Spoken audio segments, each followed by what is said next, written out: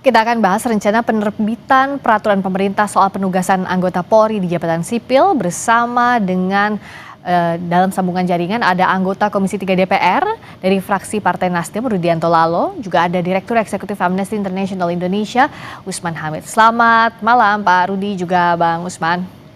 Selamat malam. Selamat malam, Di Pak Usman, Pak Rizka. Malam. Terima kasih sudah hadir. Saya ke Bang Usman dulu. Apakah dengan adanya rencana penerbitan peraturan pemerintah, ini bisa jadi solusi Bang Usman untuk polemik Perpol terkait dengan jabatan yang bisa diisi oleh anggota Polri aktif? Ya, ini sebenarnya problematika yang cukup rumit ya. Kenapa demikian? Karena sebenarnya putusan MK itu sudah sangat jelas bahwa pasal 28 ayat 3 Undang-Undang Kepolisian sebenarnya melarang anggota kepolisian untuk duduk di jabatan di luar kepolisian kecuali kalau yang bersangkutan mengundurkan diri atau pensiun dari dinas kepolisian. Nah, undang-undang kepolisian sebenarnya bermasalah di segi penjelasan, karena di dalam penjelasan dikatakan jabatan di luar kepolisian yang dimaksud adalah jabatan yang tidak punya sangkut paut dengan kepolisian atau tidak berdasarkan penugasan dari Kapolri. Dengan demikian, pasal yang secara limitatif jelas membatasi duduknya anggota Polri yang aktif di jabatan di luar kepolisian menjadi absurd lagi, menjadi karet sifatnya gitu, menjadi dibolehkan, dan ini sebenarnya sedang dikoreksi oleh putusan Mahkamah Konstitusi. Dan ini juga selaras dengan TAP MPR nomor 7 tahun 2000 yang membawa semangat dari politik hukum yang menempatkan Polri sebagai alat pelaksana kebijakan keamanan negara. Nah, dalam konteks ini putusan MK kedudukan hukumnya itu di atas dari peraturan Kapolri misalnya yang nomor 10 tahun 2025 dan juga di atas dari peraturan pemerintah yang hendak diterbitkan. Di dalam hukum itu ada azas, namanya azas lex superiori derogat legi inferiori. Jadi ketentuan hukum yang lebih tinggi itu mengatasi ketentuan hukum atau peraturan hukum yang ada di bawahnya. Nah, pertanyaannya adalah letak putusan MK ini ada di mana? Kan tidak mungkin ia di bawah peraturan pemerintah, bahkan tidak setara dengan pemerintah. Dia lebih tinggi daripada peraturan pemerintah. Demikian pula kalau dibandingkan dengan peraturan Kapolri. Jadi sebenarnya kritik pada Kapolri melawan putusan MK akan berlanjut dengan kritik kepada pemerintah yang juga dianggap melawan keputusan MK gitu. Tapi saya ngerti bahwa kalau putusan MK itu segera dilaksanakan, ada banyak jenderal polisi ya dari jabatan dirjen, sekjen dan seterusnya di kementerian-kementerian yang harus mundur, dan itu memunculkan pertanyaan kalau mereka tidak mau mundur dari dinas kepolisian, mau ditempat di mana gitu. Itu saya kira pertanyaan praktisnya gitu. Dan itu nggak bisa dijawab dengan melanjutkan penerbitan peraturan yang justru bertentangan dengan aturan yang lebih tinggi, dengan lex superiori tadi itu. Inilah yang menurut Bang Usman jadi kompleks masalahnya, nggak cuma menerbitkan peraturan yang mana yang bertentangan dengan yang mana, tapi juga secara praktis jadi masalah. Nah, Pak Rudi, kalau misalnya ini diterbitkan peraturan pemerintah, bagaimana agar ini tidak bertentangan dengan tata urutan peraturan perundang-undangan? Satu, yang kedua adalah tidak bertentangan dengan asas hukum lex superiori, derogat legi inferiori yang tadi kita sudah bahas. Ya, tentu kami saat ini juga pada legislasi DPR sudah memprioritaskan revisi Undang-Undang Polri 2002 tentang Kepolisian Negara Republik Indonesia yang memang terjadi perdebatan ya soal institusi anggota Polri yang bisa bertugas di luar institusi Polri. Dan apa yang disampaikan oleh pemerintah lewat Menteri Koordinator Hukum Profesor Yusril untuk kemudian mengakhiri debat polemik dengan menerbitkan PP, ya kita menghormati itu karena memang norma dalam undang-undang kepolisian ini memang tidak jelas, tidak tertulis diatur itu. Beda dengan undang-undang TNI, diatur dalam pasal 47 jelas ada 6 kementerian lembaga yang bisa menempatkan anggota TNI. Di Polri tidak ada, sehingga inilah yang menjadi banyak penafsiran. Ada yang menafsir ini tidak bertentangan dengan MK, ada yang menafsir bertentangan dengan MK.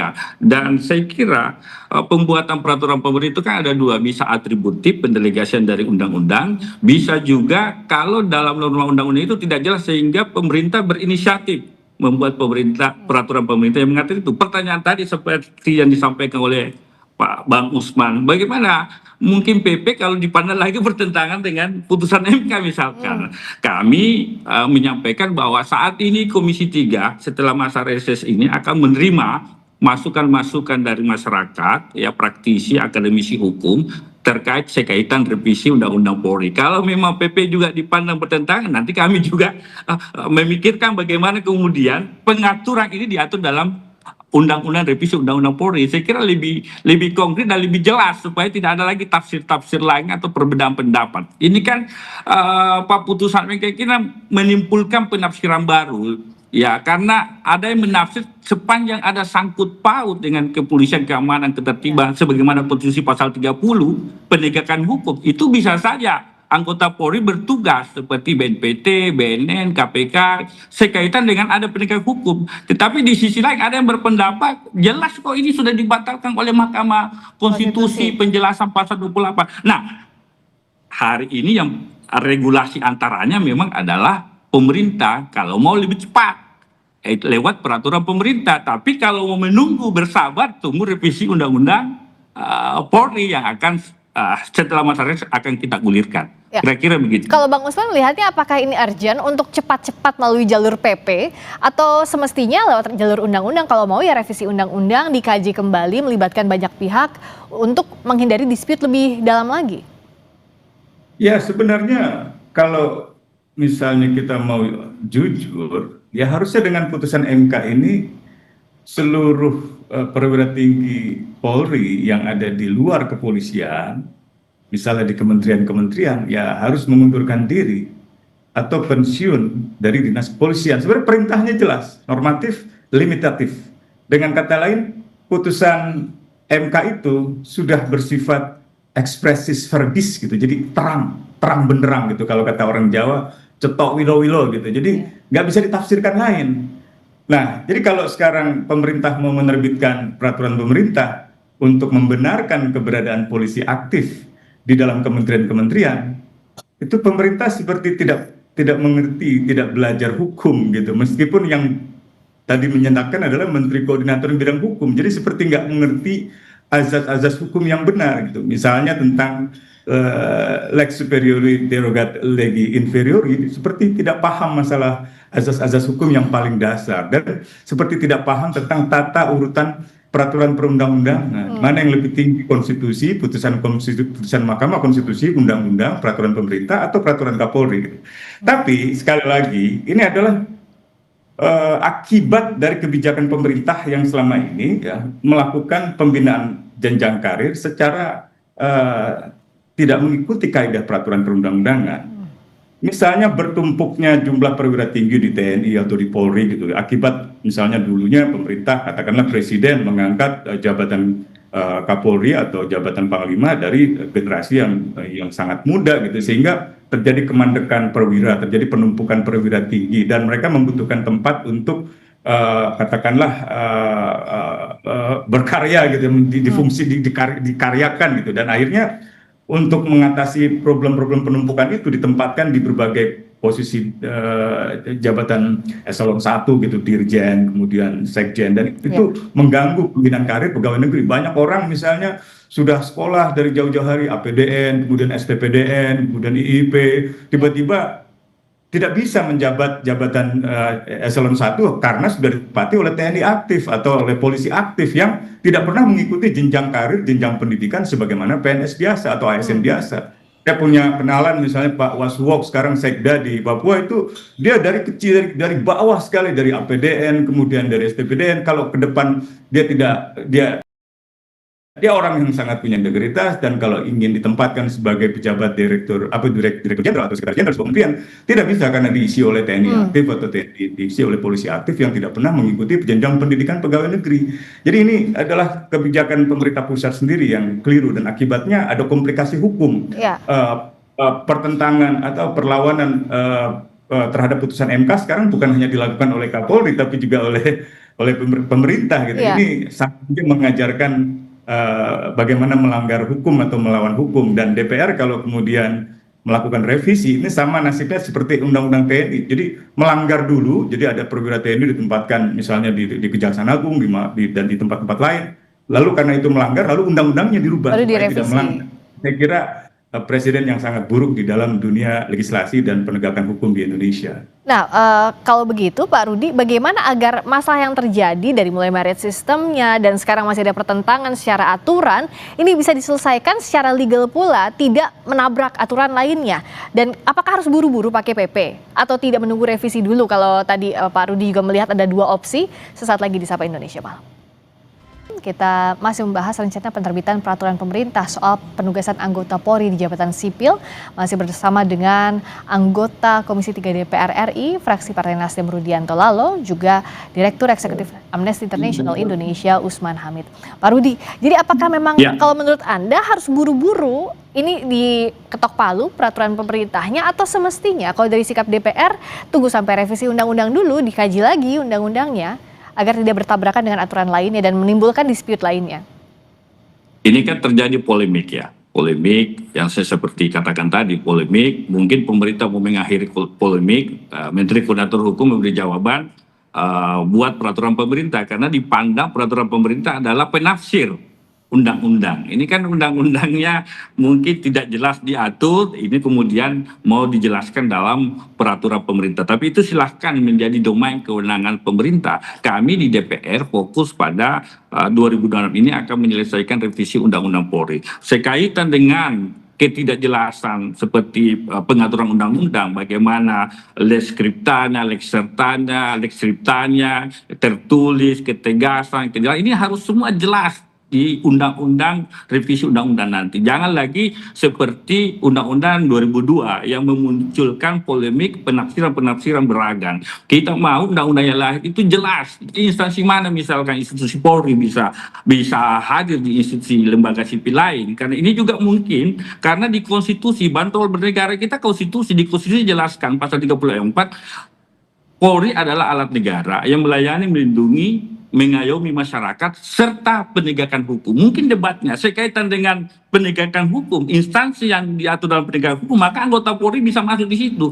Ini satu versi pendapat, sehingga mungkin itu juga lah yang mendasari pimpinan Polri bahwa anggota Polri bisa aktif di luar instansi Polri itu tanpa harus mengundar kini, tanpa harus pensiun. Karena ada dalam konstitusi, misalkan penempatan anggota Polri di BNPT, BNN, KPK, mungkin juga di instansi sipil yang ada gabung penegakan hukumnya. Ya, apalagi revisi KUHP juga mengatur itu bahwa Polri adalah koordinator penyidik PPNS.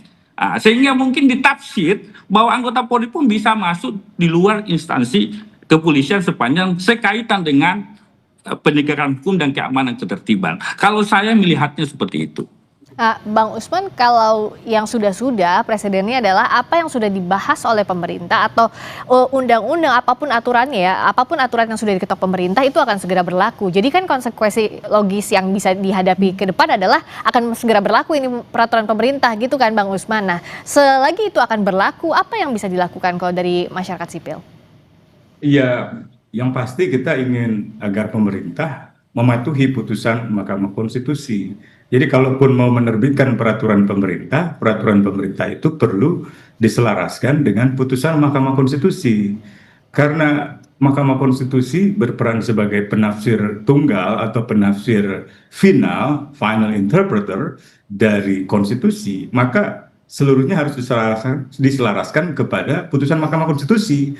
Tapi yang kedua, pemerintah juga harus memikirkan perwira tinggi kepolisian yang ada di berbagai kementerian itu. Itu kan mereka bukan karena kemauan sendiri mereka berada di sana, melainkan karena penugasan dari Kapolri selama ini yang menggunakan penjelasan pasal 28 ayat 3 Undang-Undang Kepolisian yang dalam putusan MK sekarang dikoreksi karena pasal penjelasan itu bertentangan dengan batang tubuh pasal 28 ayat 3 sendiri dan pasal 10 dari TAP MPR nomor 7 serta pembagian peran fungsi konstitusional dari polisian sebagai alat misalnya pelaksanaan kebijakan keamanan negara gitu. Jadi saya kira pemerintah harus menyelaraskan putusan Mahkamah Konstitusi melalui peraturan-peraturan pemerintah. Dengan kata lain, peraturan pemerintah tidak boleh bertentangan dengan putusan Mahkamah Konstitusi karena peraturan pemerintah letaknya berada di bawah dari putusan Bang Usman, Mahkamah Konstitusi. kalaupun nantinya itu tidak sesuai dengan putusan MK, kemana mekanisme menggugat yang bisa dilakukan? Wow, itu saya nggak ngerti lagi ya. Mungkin kalau di MK kan sebenarnya sudah tertinggi Final untuk and binding menafsirkan harusnya kan? konstitusi. Tapi ya bisa juga ke Mahkamah Agung kalau misalnya mau meninjau ulang peraturan pemerintahnya sendiri gitu. Karena peraturan pemerintah kan ada di bawah undang-undang. Untuk tinjauan hukum atas peraturan pemerintah diajukannya ke Mahkamah Agung. Tapi itu hanya akan memperlihatkan pemerintah seperti berupaya untuk mensiasati gitu atau apa ya istilahnya itu mengakali gitu atau mencari akal untuk tidak mematuhi putusan Mahkamah Konstitusi. Ini saya kira jadi presiden yang buruk kalau pemerintah akhirnya menerbitkan PP yang bertentangan dengan putusan MK. Mudah-mudahan saya salah, tapi seharusnya pemerintah bisa mengerti bahwa MK adalah penafsir final dari konstitusi dan harusnya putusan itu dipatuhi dan peraturan Kapolri setidaknya dikoreksi. Tapi lebih dari soal koreksi juga ada solusi atas nasib dan status dari perguruan tinggi yang masih aktif di berbagai kementerian itu, Kementerian Dalam Negeri, Kementerian Hukum dan HAM sendiri dan seterusnya gitu. Kalau dari DPR apa langkah yang paling bijak yang bisa diambil saat ini agar secara aturan beres? Kalau tadi kan DPR fokusnya pada revisi Undang-Undang Polri, tapi toh sekarang yang sedang ada di depan mata peraturan pemerintah yang sedang digodok untuk menafsirkan apa yang sudah diputuskan oleh putusan Mahkamah Konstitusi. Tapi di sisi lain juga secara praktis tidak mengganggu secara organisasi, Pak Rudi. Ya, saya kira kita serahkan kepada pemerintah. Ini kan pemerintah sendiri yang mungkin banyak terjadi perbedaan pendapat. Tapi dengan hadirnya Pak Menteri Koordinator Hukum Konferensi Pers, kan ini antar Komite Reformasi Polri berbeda pendapat, berbeda penafsiran soal putusan MK kan. Lalu kemudian ditengahi oleh Profesor Yusril selaku Menteri Koordinator Hukum. Biarlah pemerintah mungkin karena pertimbangan regulasi antara mempercepat karena undang-undang butuh waktu, ya silakan saja. Tapi kami di DPR, kalau memang ini perlu diatur dalam revisi undang-undang, kami fokus pada pengaturan dalam undang-undang agar kekuatannya lebih kuat dibanding peraturan pemerintah. Kira-kira begitu. Tapi yang diharapkan tidak bertentangan dengan peraturan undang-undang lainnya, peraturan perundang-undangan lainnya. Terima kasih. Pasti. Terima kasih Pak Rudianto Lalo, anggota Komisi 3 DPR fraksi Partai Nasdem. Terima kasih Bung Usman Hamid, Direktur Eksekutif dan Pak Rudi. Indonesia. Terima kasih Pak Usman.